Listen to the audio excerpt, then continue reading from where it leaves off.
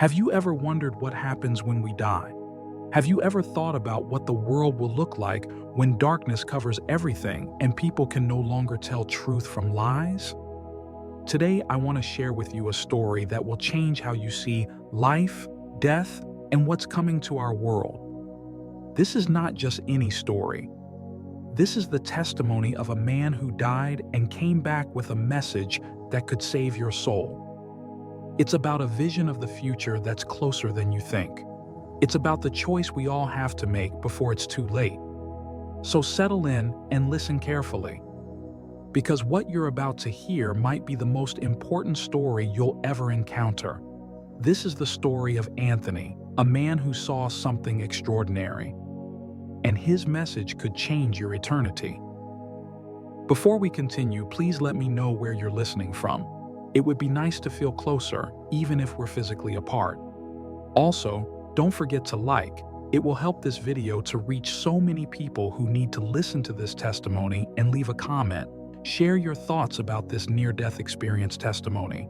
Let's have a fair and open discussion so we can learn from each other here on this channel, and don't forget to subscribe for more of this content coming your way. Enjoy listening. I want to start my testimony by telling you few things about my send and what happened to me. My name is Anthony, and I am 34 years old. I want to tell you what happened to me one morning that changed everything I thought I knew about life and death and what comes after. I was driving to work like any other day. The radio was playing some old song, and I was thinking about the meeting I had at 9. My coffee was getting cold in the cup holder, and I was already running late. Traffic was moving slow on Highway 85, and everyone seemed angry about it. Then I saw the truck coming. It was one of those big 18-wheelers, and the driver looked like he was falling asleep. His truck started drifting into my lane, and I had maybe 2 seconds to react. I yanked the wheel hard to the right, but it was too late. The sound of metal crushing metal was the last thing I heard before everything went black. But then I woke up. I opened my eyes, expecting to see a hospital ceiling or maybe nothing at all. Instead, I was standing on a sidewalk in a city I had never seen before. The first thing that hit me was how wrong everything felt. The air was thick like soup, and it was hard to breathe. When I looked up, there was no sun in the sky, just this gray darkness that seemed to press down on everything. The buildings around me were tall and looked normal enough, but they felt empty somehow, like nobody had lived in them for years. Windows were dark and streets were covered with this fine dust that got on everything. When I tried to brush it off my clothes, it just stuck to my hands instead. I started walking because I did not know what else to do. My legs felt strange, like they were not quite my own, but they carried me forward anyway. The streets were full of people, but something was very wrong with all of them. They walked around in circles looking lost and confused. Some of them were talking to themselves. Others just stared at nothing with empty eyes. I stopped a woman who looked like she might have been a teacher or librarian when she was alive. She had gray hair and wore a cardigan that used to be blue but now looked faded and dirty. "Excuse me," I said. "Where are we? What is this place?" She looked at me with cloudy eyes and shook her head slowly. "I don't know," she whispered. "I've been looking for the way out, but all the roads just lead back here. The sun went away and never came back." I tried to ask her more questions, but she just wandered off, muttering something about her grandchildren. Every person I talked to gave me the same kind of answer. They were all lost. They all remembered the light going away, and none of them knew how to get home. The buildings in this city went on forever in every direction. I walked for what felt like hours trying to find an edge or a highway or anything that would tell me where I was. But every street looked the same. Every block was filled with the same confused, wandering people. The air never got cleaner, and the sky never got brighter. I found a bench that was not too dirty and sat down to think. That is when I realized I could not remember being hurt in the accident. I touched my head and chest looking for cuts or broken bones, but everything seemed fine. I was wearing the same clothes I had put on that morning. My wallet was still in my pocket with my driver's license and credit cards. But when I tried to call my wife Susan on my phone, it would not work. The screen was black and would not turn on no matter what I did. I tried to remember our home phone number, but the numbers kept getting mixed up in my head. I could see Susan's face clearly, but when I tried to think of our address or the name of our street, everything went fuzzy. That scared me more than anything else so far. I got up and kept walking. I passed a man in a business suit who was standing in front of what used to be a store window. He was pressing his hands against the glass and crying. When I got closer, I could see he was looking at his reflection, but something was wrong with it. The reflection showed him as much older with gray hair and wrinkles. But the man himself looked maybe 40 years old. "My reflection is dying," he said when he saw me watching. "Every day it gets older, but I stay the same. What does that mean? What is happening to us?" I could not answer him because I did not know either. I walked away feeling sick to my stomach. The further I went into the city, the worse things got. I saw people digging through trash cans looking for food that was never there. I saw others sitting in doorways, rocking back and forth like children. Some people were arguing with invisible enemies. Others were having conversations with family members who were not there. One old man grabbed my arm as I walked past. "Have you seen my son?" he asked. "He was supposed to pick me up from work, but I can't find the parking lot. Everything looks different now. The building where I worked for 30 years is gone." His grip was surprisingly strong and his eyes were desperate. "I'm sorry," I told him. "I haven't seen him. I'm lost too." He let go of my arm and his shoulders sagged. "We're all lost," he said. "Ever since the light went away, we've all been lost." I kept hearing people talk about the light going away, but nobody could explain what they meant. When I asked them about it, they would just shake their heads and say they could not remember exactly what had happened. They just knew that one day there was light, and the next day there was not. By now, I was starting to understand that something very bad had happened to me.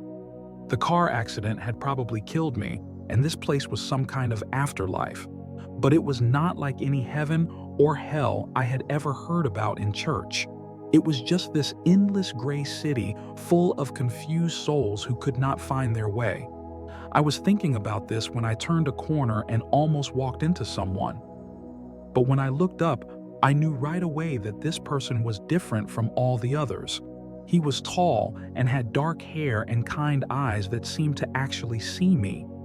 His clothes were simple but clean, and he did not have that lost, confused look that everyone else had. "Anthony," he said, and his voice was warm and familiar even though I had never heard it before. "How do you know my name?" I asked.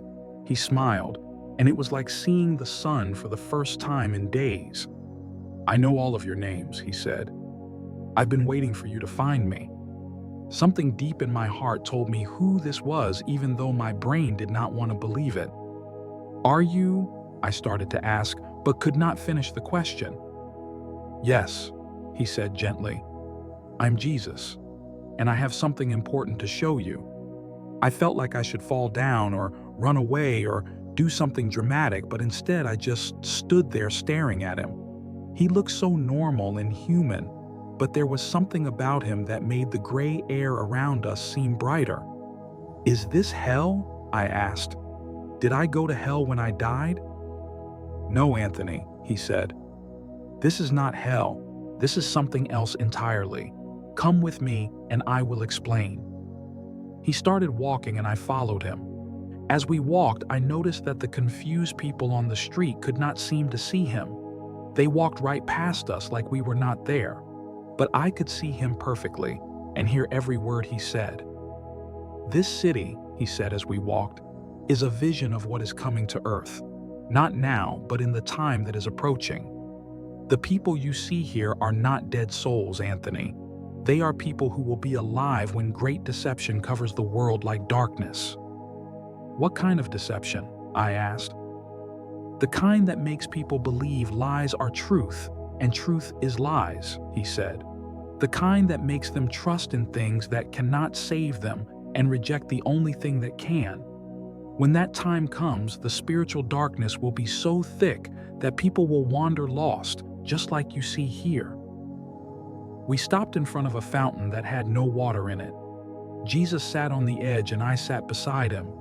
Being near him made me feel calmer than I had since I arrived in this place. But why am I seeing this? I asked. I'm dead, aren't I? What does this have to do with me? You are dead to your old life, he said. But you are not gone forever. I'm sending you back, Anthony. You have work to do. I felt a mix of joy and fear when he said that. Joy because I might see Susan again. Fear because I did not understand what he wanted from me. What kind of work? I asked. Jesus pointed to the people wandering in the streets around us. Look at them closely, Anthony. What do you see?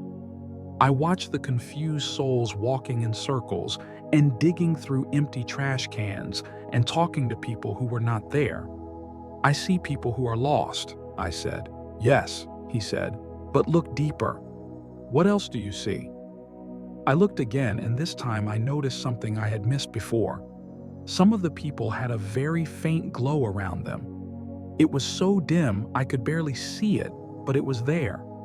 Like a candle flame that was almost blown out but still flickering. Some of them have light, I said. Exactly, Jesus said. Those are my people. Even in the darkest deception, they still carry my light inside them. It may be dim, but it never goes completely out. But the others, he pointed to people who had no glow at all. They are stumbling in complete darkness. What happened to their light? I asked. They never received it, he said sadly. Or they had it once but let the world convince them to put it out. When the great deception comes, they will have nothing to guide them. They will believe every lie because they rejected the truth. I watched the people without light bumping into walls and falling over things they could not see. Some of them were holding on to each other, but since they were all blind, they just led each other in circles. This is what will happen when the great deception covers the earth, Jesus said. Those without my light will stumble. They will follow false teachers and believe false signs and put their trust in things that will fail them. But those who have my light will be able to see through the lies. When will this happen? I asked. The time is closer than most people think, he said. The deception is already starting, but it will get much worse.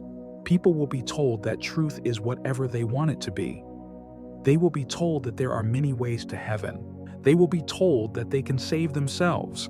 And many will believe these lies because they sound good. He stood up and I stood with him. Your job, Anthony, is to warn people. Tell them what you have seen here. Tell them that in the coming darkness, they will need my light or they will be lost. But who will believe me? I asked. People will think I'm crazy. Some will, he said. But others will recognize the truth when they hear it. Their hearts are already being prepared. You just need to be faithful to deliver the message. We started walking again, and I could feel something changing. The city around us was getting lighter, and I could hear sounds that had not been there before. Cars honking, people talking, normal city sounds. Remember, Anthony, Jesus said as everything around us began to fade. The darkness is coming, but it does not have to win. Anyone can receive my light. Anyone can be saved from stumbling. But they have to choose it. They have to want truth more than they want comfortable lies. Will I see you again? I asked as his form started to become transparent. I am always with those who call on my name, he said. You will not see me like this again until your real time to go home, but you will know I am there. The last thing I saw was his smile. Then everything went white, and I heard the sound of machines beeping. I woke up in a hospital bed with Susan holding my hand and crying. The doctor said I had been in a coma for 3 days after the accident. They said it was a miracle I survived, and an even bigger miracle that I had no brain damage or permanent injuries. but I knew it was not a miracle in the way they meant it. It was something much more than that. Susan wanted to know if I remembered the accident. I told her I did, but I did not tell her about the city or meeting Jesus or the vision of what was coming. At least not right away. I needed time to understand it myself first. Over the next few weeks as I recovered, I watched the news different than before. I paid attention to how people talked about truth and lies. I noticed how many folks seemed to believe things just because they wanted them to be true. I saw how easy it was for people to be deceived when they did not have a solid foundation to stand on. I started telling people about my experience a little at a time. Some thought I was not normal like Jesus said they would, but others listened with hungry hearts. They could feel that something big was coming even if they could not name it. They knew the world was getting darker and they wanted to know how to find light. I am not a preacher or a prophet or anyone special. I am just a guy who died in a car accident and got to see what happens when people try to live without God's truth. I saw what it looks like when deception covers everything, like darkness, and people have to stumble around trying to find their way. But I also learned something hopeful. Even in the darkest place, there were still people who had light. Even when everything else failed, there was still hope for anyone who wanted it. The choice is yours. You can wait until the great deception comes and hope you will be strong enough to see through it when everyone around you is believing lies. Or you can choose the light now while it is still easy to find. Jesus is not just a good teacher or a wise man or a prophet. He is the light of the world. He is the truth that cuts through every deception. He is the way out of the darkness that is coming. Don't wait until you are wandering lost in a gray city with no sun. Don't wait until you are stumbling around confused while the world falls apart. Choose the light now. Choose truth now. Choose Jesus now. Because when the darkness comes, and it will come, you are going to need something real to hold on to. You are going to need light that cannot be put out no matter how dark things get. And that light has a name. His name is Jesus, and He is waiting for you to call on Him. He loves you more than you know, and He does not want you to stumble in the darkness. He wants to give you eyes to see and a heart that knows truth from lies. The city covered in darkness was real. The deception is coming, but the light is stronger than any darkness, and the truth is more powerful than any lie. Choose wisely. Your eternity depends on it. Thank you for listening. If you have been blessed, please like this video. It will help YouTube to show it to more audience who need to hear about these testimonies today. Also share this video to your loved ones. It will be a great way to communicate Christ to others, and that will be the greatest gift you can give to those that you love. If you are yet to subscribe to our channel, please do so. It's free and it's a way of joining this great community of believers. Join us today and your life will not remain the same. Until next time, remain blessed.